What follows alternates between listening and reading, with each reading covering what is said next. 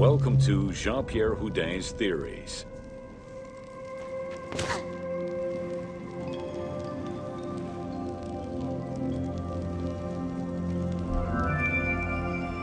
The team wanted to provide players with a sense of exploration and discovery, particularly within the Great Pyramid. As such, a decision was made that the internal design of the monument in the game would reflect Jean-Pierre Houdin's theories. While the antechambers of the king's tomb have yet to be discovered, Houdin posits that this is merely due to a unique design, placing the pharaoh's tomb at the center of the pyramid. The entire tour you are about to take was designed along Houdin's hypotheses.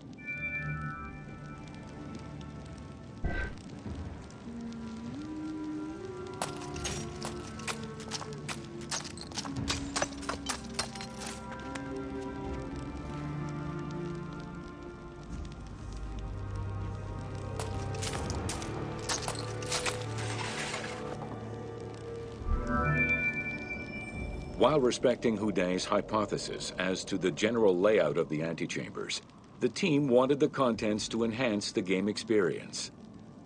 In regular royal tombs, the antechambers were filled with all the material goods needed by the pharaoh in the afterlife. To support the feelings of discovery and awe, the art team created a unique and fantastical treasure in this second antechamber.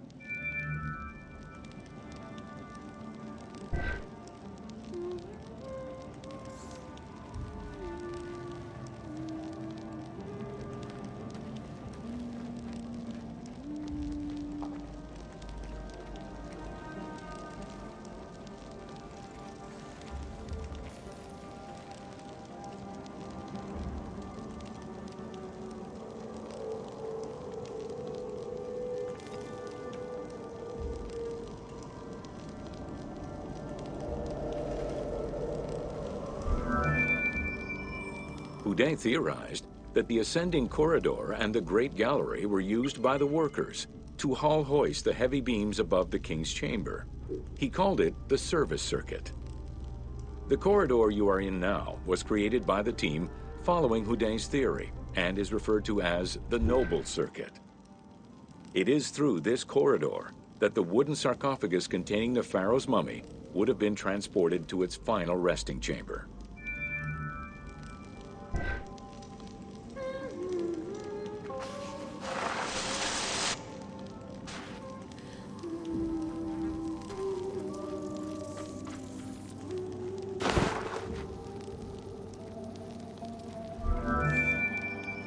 With this structure in mind, one can easily assume that the pyramid's entrance would have been connected to the two antechambers. Modern research has revealed that a cavity might be located behind the north face chevrons of the pyramid. As such, the team chose to create this area for the player to explore. Here is where Houdin believes that the priests and nobles would have exited the pyramid after the burial ceremony.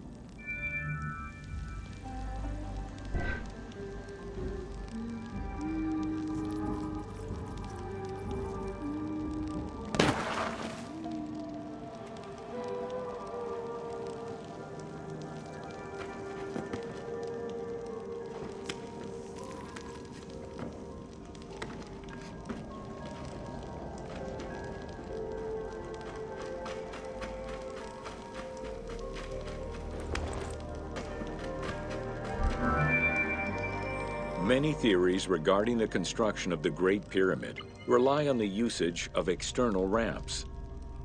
However, Houdin believes an external ramp would have been too steep for the upper portion of the pyramid. This is why he posits that there were two ramps.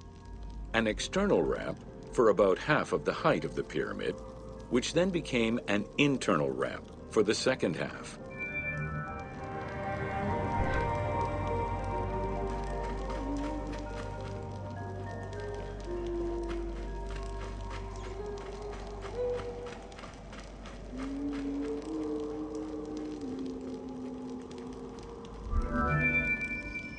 Houdin's theory states that this internal ramp followed the sides of the pyramid in an ascending spiral pattern. A notch discovered in the edge of the Great Pyramid, known as Bob's Room, seems to support this theory. Located at the corners of each edge of the pyramid, these large rooms would have allowed workers to turn the stone by 90 degrees, allowing them to continue the ascent. The team chose to create rooms such as this one, bringing Houdin's hypothesis to life.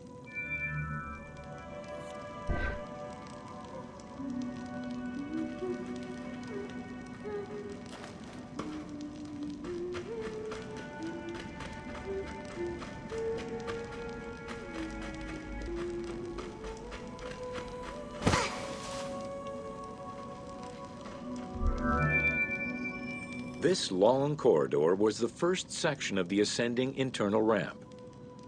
Through it, the blocks used to build the Great Pyramid would have been carefully moved upward and then turned at each edge of the pyramid in order to continue their ascent. Though the team only created the main ramp for the game, Houdin posits that this ramp had 2 levels, allowing workers to return safely to the bottom thanks to an additional corbelled upper section.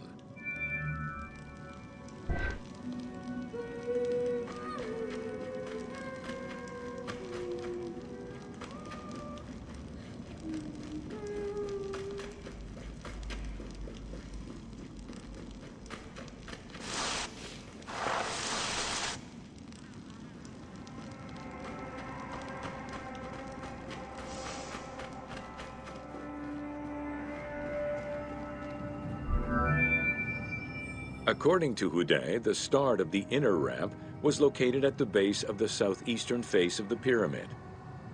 This location would have been the junction point of the external and internal ramps. Below us, workers would have built the lower part of the pyramid with the external ramp before eventually switching to the internal ramp for the middle and upper sections of the pyramid.